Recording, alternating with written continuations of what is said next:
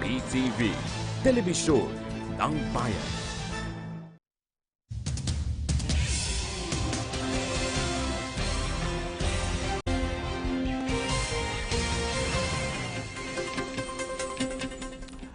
Magandang umaga, nagbabalik ang PTV Newsbreak. Nakatakdang magsagawa ngayong araw ng street parade ang ilang mga kandidata ng Miss Universe 2016 pageant.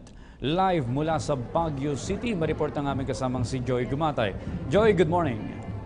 Audrey, malamig ba ng klima ngayon dito sa Baguio City?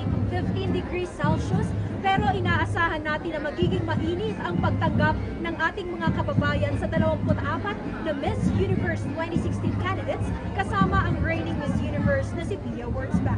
Alas 3 pa lang ng madaling araw, Audrey, nakahanda na yung ating mga kinatawan mula sa Philippine National Police at Force Multipliers mula sa Special Action Force para mapanatili ang katiwasayan at kaayusan dito sa Upper Session Road kung saan nga magsisimula ang street parade na isasagawa dito sa Baguio City. At Audrey, kahapon pa lang inanunsyo na ni Mayor Domogan dito sa Baguio City na kanselado ang pasok ng lahat ng antas ng paaralan para mabigyan ng oportunidad ang ating mga estudyante na ma-witness itong once-in-a-lifetime opportunity na isang magandang pagkakataon nga para ma-promote ang turismo ng Baguio City. Pagkatapos nito, Audrey, tumulang ang ating mga nagagandahang beauty queens sa Baguio Country Club kung saan sila magsasagawa ng strawberry picking activity. Alam naman natin, Audrey, na ang lungsod ng Baguio ay talaga namang kilalang-kilala sa kanilang matatamis at makukulang fresh strawberries. Audrey, makikita mo ngayon sa aking likuran, ito yung float na sasakyan ni Confidently Beautiful Queen Pia at ito ay metikulosong dinekorasyonan ng Baguio Country Club para sumakto sa tema nitong Ganda ng Pilipinas.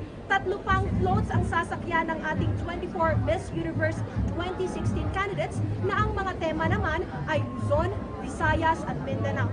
Patuloy tayong susunod at patuloy nating aantabayanan ang lahat ng kaganapan dito sa Baguio City para pa rin sa mga pre-pageant activities na sinasagawa in celebration of Miss Universe 2016. Yan na muna ang ating pinakahuling ulat mula pa rin dito sa Baguio City para sa PTV News. Joy Gumatay.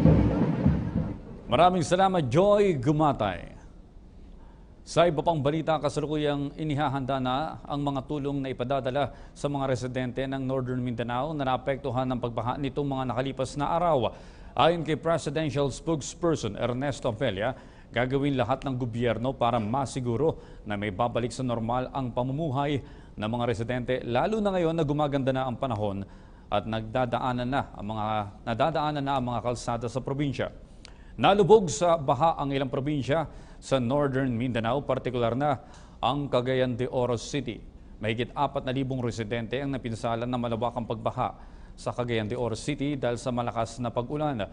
Ayon pa kay Abella, dahil isinailalim na sa state of calamity ang CDO, nagbibigay na ng ayuda ang Department of Social Welfare and Development sa mga apektadong pamilya sa Region 10. Naka-preposition na anya sa Misamis Occidental, Camiguin Island, Iligan at Bukidnon ang aabot sa 3,200 na sako ng bigas. Bukod dito, sinabi din ni Abella na merong inihanda ang DSWD na 9,000 family food packs, 2,000 dignity kits at standby fund na 7 milyong piso. Nakatakdang ipadala ang mga dignity kit at food packs sa mga apektadong pamilya ng pagbaha sa Northern Mindanao. At yan po naman ang aming mga nakalap na balita at impormasyon para sa PTV Newsbreak. Ako po si Audrey Goriseta.